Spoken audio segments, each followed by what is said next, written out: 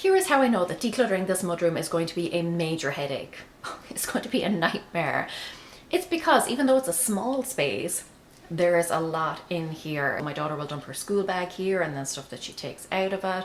Shoes, coats, jackets, gloves, the whole works. Okay, they're all in here. So that is the first reason why I know this, even though it's a small space, is going to be a big job. Reason the second then is because it's a small space, my brain is trying to tell me that it will be a quick and easy job, but I know from bitter experience that the reality will not match up to that belief. Okay, anytime I think a job is going to be quick and easy, no. The universe jumps in and is like, not today, not today. But the reason I'm excited to tackle this space nonetheless is because this, in the grand like whole house decluttering that I've been doing, on this floor, this is the last visible area that needs to be decluttered and tidied and organized, because everything else, so there's stuff like in the kitchen, there's stuff in various other places, but they're all behind closed doors. Okay, they're in cupboards, they're tucked away in corners. This is the last kind of big eyesore, the last one that is really visible. So going to be a nightmare, but excited to dive in and get it done nonetheless. Let's go. You know, one other reason that this is going to be awkward is that a lot of this stuff does not belong to me. It belongs to my husband or my daughter, so I'm going to have to get their input on a lot of this stuff, and they are not nearly as ruthless as I am when it comes to decluttering. But my first step is always to take everything out of the space. It makes the job, take longer, but I have found that the results are better. If I take everything out, I'm less inclined to put everything back. So I'm going to start at the top. I'm going to slowly work my way down, drag everything out. And every time I'm always amazed that such a small space can have so much junk in it. I don't know how that happens. It's some like weird Mary Poppins bag type situation. Seems small, but there is a whole world of stuff in there. And unfortunately for this space, a lot of it is either actual practical useful stuff, which is often the most difficult to declutter because you do use it or it might be useful, it might come in handy sometime in the future. But also a lot of it is just kind of like small fiddly things. It's gloves, it's like random knickknacks my daughter has thrown there. That always makes a job much more difficult. But anyway, look, if a job is worth doing, it's worth doing right. So I'm taking everything out. I'm just taking a deep breath. I'm trying to focus on the after, knowing that when this is done, it will look so much better and I will feel so much better. So I just took the stuff off the top half because there was a rookie mistake that I made last time I tackled this space, and then there was a new rookie mistake that I made this time. But the one I made last time was I took everything out, like top and bottom, everything. And then because this is such a tight space, it was too awkward to move around, and I've got like the camera and the light, everything set up, and I basically could barely move. So learned from that mistake and only tackled for now the top half. The rookie mistake that I made this time, that is not going to be an issue hopefully next time, but if you have a husband who's like mine, you can learn from this mistake, which is not to do a decluttering job that involves his input if he is in the middle of watching some sports game, I think. There's a rugby match on. Ireland are playing. I don't even know who they're playing, but they're playing. So he's downstairs and he's totally engrossed in that. So I had to wait until it was half time so that I could ask him. But I separated all of our stuff out into like my stuff, his stuff, and my daughter's stuff. And the thing that works with my daughter, which I'm hoping will work with my husband also. So with her, I just like hold up the stuff one by one, and she just gives me a keep or donate. This time she gave me like a thumbs up or thumbs down, and it's a very quick process, and like we can get through it really quickly, and she's pretty good at that. I tried that with my husband this time.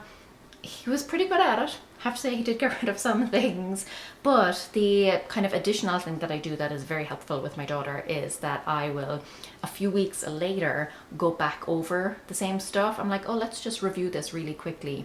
And 9 times out of 10, she will then let go of some additional stuff. So I'm hoping in a few weeks I can come back to this, go through some stuff with my husband, because here's the thing, okay, and I have to say I was very humbled. I was humbled on this occasion, like the universe again was like, nope. He had 13 hats. And I'm like, how many hats does one person need? And he had, how many pairs of gloves did he have? Well, he has 5 pairs left. He did decide to donate a few pairs.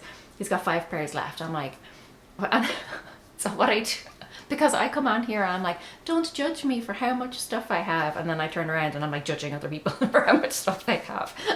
So he had 5 pairs left. And in my head, I was thinking, who needs 5 pairs of gloves? Like, you've only got 1 pair of hands. And then I counted how many pairs of gloves I have, and I have 4 pairs of gloves. So only 1 pair fewer than he has. And yeah, that humbled me real quick. Real quick. I will say though, we've got 2 ball pumps here and he doesn't want to let go of either of them. And I was like, well, do they do different things? He's like, nope. Might just one work in a different way or in a better way than the other? He's like, probably not.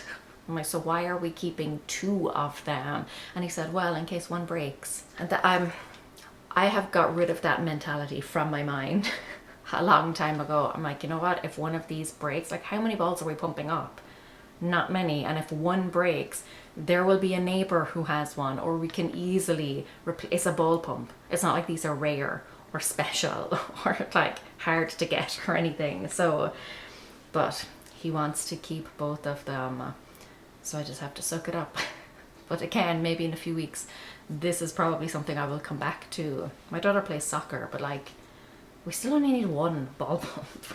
But anyway, the donation box is starting to fill up, which I'm very excited about. And now I just have to tackle the bottom stuff, which unfortunately is the worst part, because that's where all of the small fiddly things are, all the things that belong to my daughter, little keychains and random knickknacks and hats and gloves and all sorts. So this is probably going to be the worst part, but we're on the home stretch now. This is the second half. We are good. Like, my husband has gone back to watch the second half of the match. Maybe I can get this finished before that. I'll give myself a little time limit. It's 12:15 now. I definitely want to be done by 1 o'clock lunchtime. So that's the goal right now, but I'm hoping she will let go of a lot of this stuff, but I don't know. Fingers crossed. Keep your fingers crossed for me. When I was going through my own stuff, I came back to the questions that I usually ask myself. If you've been following along with the Whole House Declutter series, you will already be familiar with these, but just as a quick recap, first question I ask myself is, does it spark joy? Because if it doesn't, like, it's just basically immediately out of my life. The second one then is, could I dispose of this item now responsibly, in some sort of responsible way, recycling, donating, etc., instead of eventually letting it end up in a landfill? So either because it's just too worn out to be used, it ends up broken, or I'm just dead and gone and somebody's clearing out my house and they end up just trashing everything. I also ask myself then, speaking of being dead and gone, do I want my husband, daughter, other family member, whoever's left over after I'm gone, do I want them to have to deal with this item after I'm gone? Because obviously clearing out a loved one's house is a very draining process, like mentally, emotionally, etc. And I don't want them to have to make decisions on things that they're not sure if those things were special to me or not. Like, I want to reduce the amount of work that they have to do. And then the final question is, do I want to move with this? So in the next 2 to 3-ish years, we are hoping to move back to Ireland, and I'm just conscious that I want to whittle everything down to be as minimal as possible, so that when it comes time to move and the movers come in, I can automatically say, yes, everything that is here is stuff that is coming with us, unless it is, like a food item or something like that. Those are the 4 questions that I ask myself. I have to say I find them incredibly helpful. I went through all my daughter's stuff with her. I went through all my husband's stuff with him. Pleasantly surprised by both of them. I mean, I would have got rid of a little bit more, but they still did get rid of quite a bit of stuff, and it has made a huge impact. Now, before I put everything back, I had to like wipe down everything. It was very dusty, very dirty, very grimy. I got out the magic eraser sponge